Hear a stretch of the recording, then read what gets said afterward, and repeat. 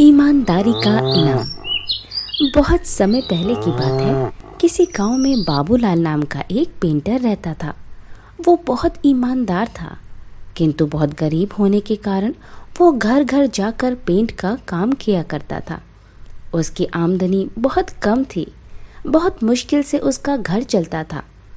पूरा दिन मेहनत करने के बाद भी वो सिर्फ 2 वक्त की रोटी ही जुटा पाता था।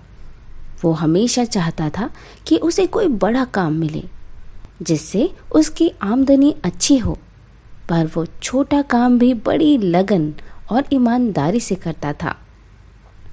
एक दिन गांव के जमींदार ने उसे बुलाया और कहा, सुनो बाबूलाल, मैंने तुम्हें यहाँ पर एक बहुत ज़रूरी काम के लिए बुलाया है। क्या तुम वो काम करोगे? जी हजूर, ज़रूर करूँगा। बताइए क्या काम है? मैं चाहता हूँ तुम मेरी नाव पेंट करो और ये काम आज ही हो जाना चाहिए। जी हजूर, ये काम मैं आज ही कर दूँगा। सामान लेकर जैसे बाबूलाल आता है, वो नाव को रंगना शुरू कर देता है। जब बाबूलाल नाव रंग रहा था तो उसने देखा नाव में छेद था।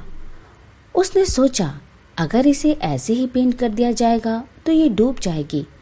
ऐसा सोचकर वो छेद को भर देता है और नाव को पेंट कर देता है। फिर जमींदार के पास जाता है और कहता है, हुजूर, नाव का काम पूरा हो गया, आप चलकर देख लीजिए।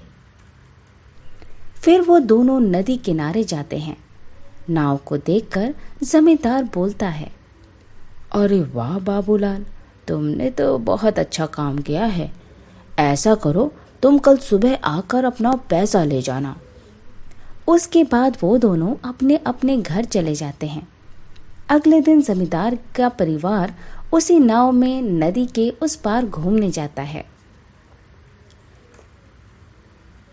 शाम को जमींदार का नौकर रामू, जो उसकी नाव की देख रेख भी करता था, छुट्टी से वापस आता है और परिवार को घर पर न देखकर जमींदार से परिवार वालों के बारे में पूछता है। जमींदार उसे सारी बात बताता है। जमींदार की बात सुनकर रामू चिंतन में पड़ जाता है।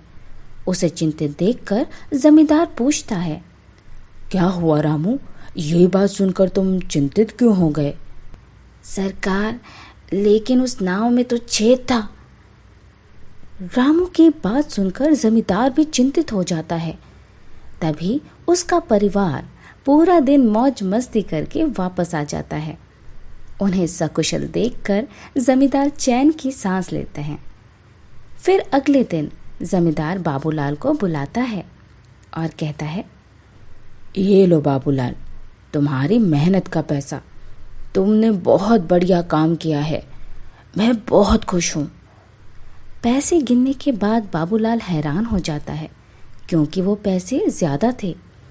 वो जमींदार से कहता है, हुजूर, आपने मुझे गलती से ज़्यादा पैसे दे दिए हैं। नहीं बाबूलाल, ये मैंने तुम्हें गलती से नहीं दिए। ये तुम्हारी मेहनत का ही पैसा है, क्योंकि तुमने बहुत बड़ा काम किया है। तुमने इस नाव के छेद को भर दिया, जिसके बारे में मुझे पता भी नहीं था। अगर तुम चाहते तो उसे ऐसे भी छोड़ सकते थे, पर तुमने ऐसा बिल्कुल नहीं किया, जिसके लिए मेरा परिवार सुरक्षित घर वापस आ गया।